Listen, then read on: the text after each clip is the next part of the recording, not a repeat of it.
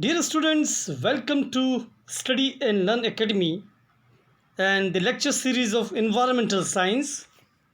I am Dr. Ganpat Nagda, PhD in Environmental Science. Today we will start a new important institution regarding the environmental protection and conservation, that is Central Pollution Control Board or CPCB. The Central Pollution Control Board of India is a statutory organization under the Ministry of Environment, Forest and Climate Change. Background: it was established in 1974 under the Water Prevention and Control of Pollution Act 1974. CPCB is also entrusted with the powers and functions under the Air Prevention and Control Pollution Act 1981. It serves as a field formation and also provide technical guidance to the Ministry of Environment and Forest under the provisions of the Environmental Protection Act 1986. It coordinates the activities of the state pollution control boards by providing technical assistance and guidance and also resolves disputes among them. It is the apex organization in the country in the field of pollution control. As a technical wing of MOEF-CC, CPCB along with its counterparts, the State Pollution Control Board (SPCBs) are responsible for implementation of legislation relating to prevention and control of environmental pollution. Agency overview. So you can see in this particular slide, this particular act formed on 22nd September 1974. Number of employees are 500. Annual budget that will be raised 400 million. Website is the www.cpcb.nic.in. Head office in New Delhi with 7 zonal offices and 5 laboratories. And these are the executives of agency: Shri S.P. Singh Parihar, IS Chairman, and Dr. A.B. Akolkar, Member Secretary. Functions of CPCB: air quality / pollution. CPCB runs nationwide programs of ambient air quality monitoring known as National Air Quality Monitoring Program NAMP. The network consists of 621 operating stations covering 262 cities / towns in 29 states and 5 union territories of the country. Under NAMP, 4 air pollutants: sulfur dioxide, oxides of nitrogen SNO2, suspended particulate matter SPM, and respirable suspended particulate matter RSPM / PM10 have been identified for regular monitoring at all the locations.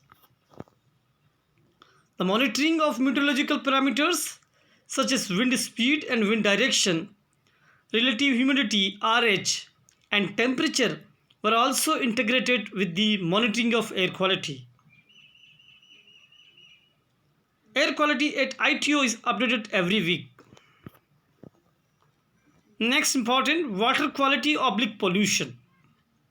Fresh water is a finite resource essential for use in agriculture, industry, propagation of wildlife and fisheries, and for human existence. India is a riverine country. It has 14 major rivers, 44 medium rivers, and 55 minor rivers, besides numerous lakes, ponds, and wells, which are used as primary source of drinking water even without treatment. Most of the rivers being fed by monsoon rains, which is to only 3 months of the year, run dry throughout the rest of the year, often carrying wastewater discharges from industries or cities or towns endangering the quality of our scarce water resources. CPCB, in collaboration with concerned SPCBs oblique PCCs, established a nationwide network of water quality monitoring, which has running 1019 stations in 27 states and 6 union territories. The monitoring process is done on quarterly basis in surface waters and on half-yearly basis in case of groundwater. It covers 200 rivers, 60 lakes, 5 tanks, 3 ponds, 3 creek canals, 17 drains and 321 wells. Among the 1019 stations, 592 are on rivers, 65 on lakes, 17 on drains, 13 on canals, 5 on tanks, 3 on creeks and 3 on ponds and 321 are groundwater stations. The Inland Water Quality Monitoring Network is operating under a 3-tier program: Global Environmental Monitoring System (GEMS), Monitoring of Indian National Aquatic Resource System (MINARS), and Yamuna Action Plan (YAP). Urban Area Programs Eco-City Program. CPCB programs for urban areas, also known as Eco-City Program, comes under 10th Plan to improve environment through implementation of identified environmental improvement projects in the selected towns and cities.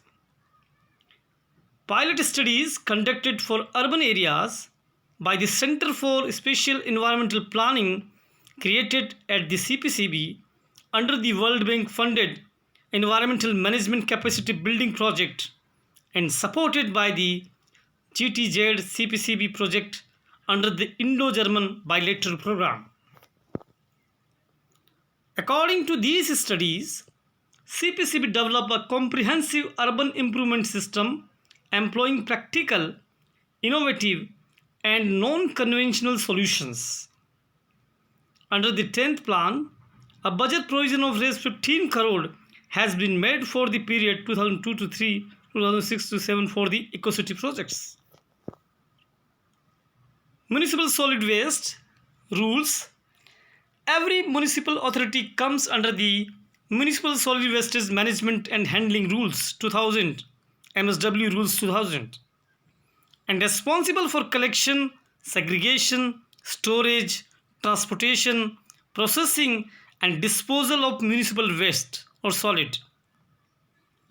CPCB collects necessary information from municipal authorities and provide them technical assistance. Noise pollution oblique rules.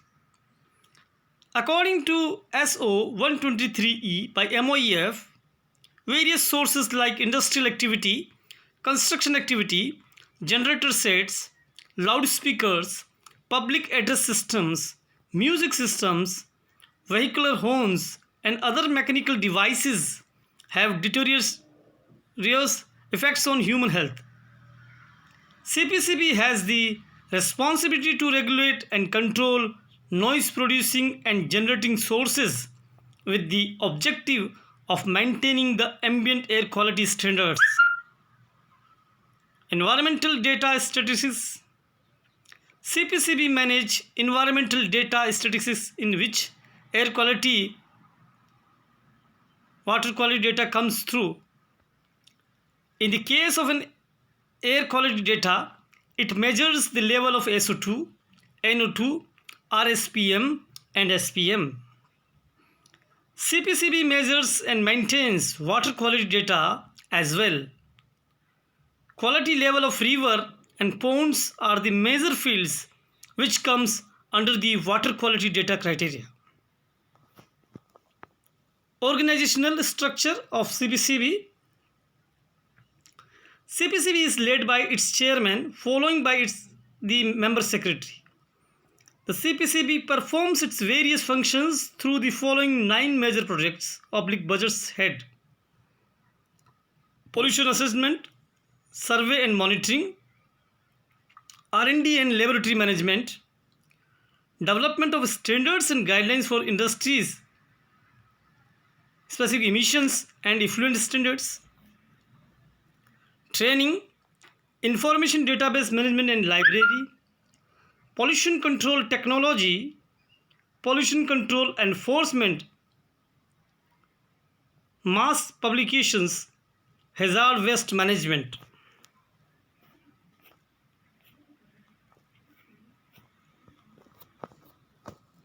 So this is all about the Central Pollution Control Board.